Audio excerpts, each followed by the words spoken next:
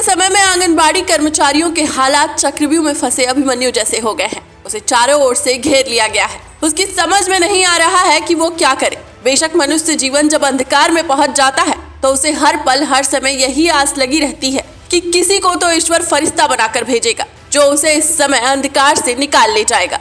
आंगनबाड़ी कर्मचारी कैसे इस हालात में संघर्ष कर रही हैं, वो तो बस वही जानती हैं। इनकी समस्याएं जानकर बड़े से बड़ा अर्थशास्त्री भी चक्कर काटकर भूमि पर गिर जाए। बता दें कि लोकसभा चुनाव जैसे जैसे नजदीक आ रहे हैं, हर पार्टी अपनी तैयारियों में जुट गई है। विसादें बिछ चुकी हैं, मीटिंग पर मीटिंग बुलाई जा रही है, लेकिन आंगनबाड़ी कर्मचारियों के हालात पर किसी का कोई ध्यान नहीं जा रहा। इसलिए लोकसभा चुनाव नजदीक आते ही विभिन्न संगठनों ने अपनी मांगों को लेकर कदम उठाना शुरू कर दिया है। पिछले कई दिनों से विभिन्न विभागों के कर्मचारी हड़ताल कर रहे हैं। उनमें अब आंगनबाड़ी कार्यकर्ताओं का नाम भी जुड़ गया है। आंगनबाड़ी कार्यकर्ताओं ने भी कई मांगों को लेकर हड़ताल करने की शुरुआत कर दी है।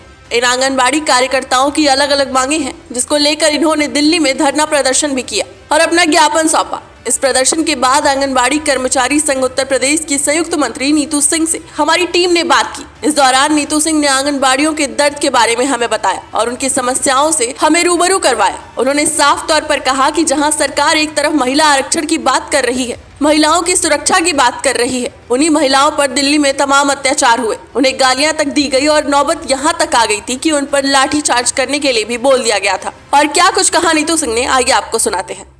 आप ये बताइए कि कल आप लोग वहाँ पे प्रदर्शन कर रहे थे जंतर मंतर पे, आप लोगों ने ज्ञापन भी दिया हो। क्या आप लोगों का ज्ञापन लेने के लिए वहाँ कोई सरकारी अधिकारी आया या नहीं आया?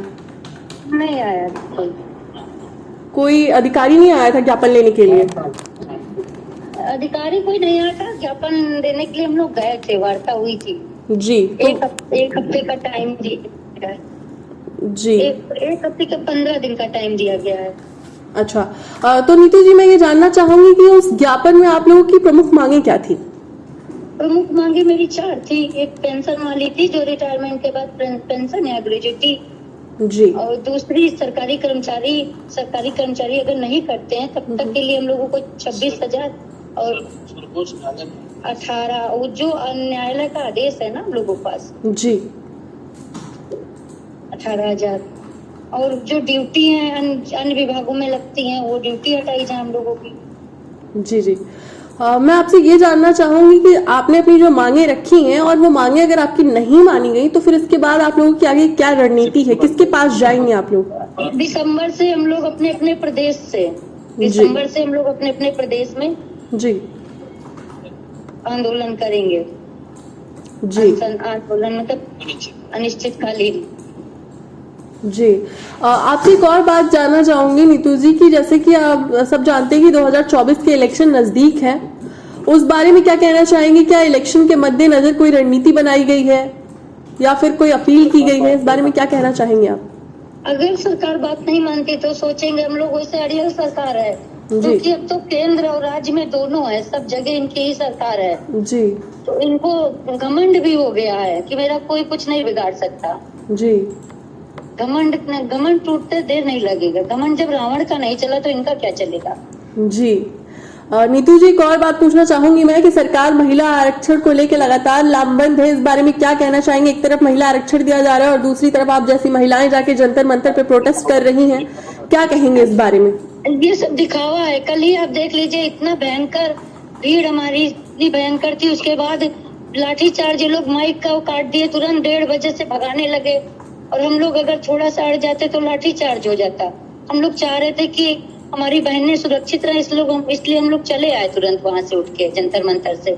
वहाँ तो इन लोग लाठी चार्ज करवाने जा रहे थे। अच्छा जी मैम। फिर वार्ता के लिए जब हम लोगों ने कहा तब बुलाया गया 5 लोगों को। वो 5 लोग कौन थे, कौन से अधिकारी थे और उनसे आपकी क्या वार्ता हुई, क्या इस बारे में कुछ बताएंगी? 5 लोग, हम लोग 5 थे वहाँ। तो कोई अधिकारी हम लोगों को समझ में नहीं आया। वहाँ बुलाया गया, हम लोग गए। कौन ज्ञापन लिया? हो सकता 4th क्लास ही ज्ञापन ले लिया हो जी। कोई क्लर्क ही जाके ज्ञापन ले लिया हो जी। ज्ञापन लिया गया है, बाकी कोई नहीं मिला जी। ना कोई सांसद, विधायक, मंत्री कोई नहीं आया जी। और उसके बाद पुलिस का इतना अभद्र व्यवहार था, सब गाली दे के बात कर रहे थे। जो बहनें वहाँ पे जाम लग जा रहा था तो गाली गलौज करने पे तैयार हो रहे थे। हम लोग चाहते थे कि इतनी दूर की बात, और यहाँ दिल्ली में, और इतना आसाम से आई थी, हिमाचल से आई थी। जी मैं आपसे जान सकती हूँ कि वहाँ पे कौन गाली गलौज कर रहा था, या फिर किसने लाठीचार्ज करने के आदेश दिए, या फिर लाठीचार्ज होने वाला था? और पुलिस वाले सब ताबड़तोड़ भगाने लगे, सबको डंडा पटकने लगे।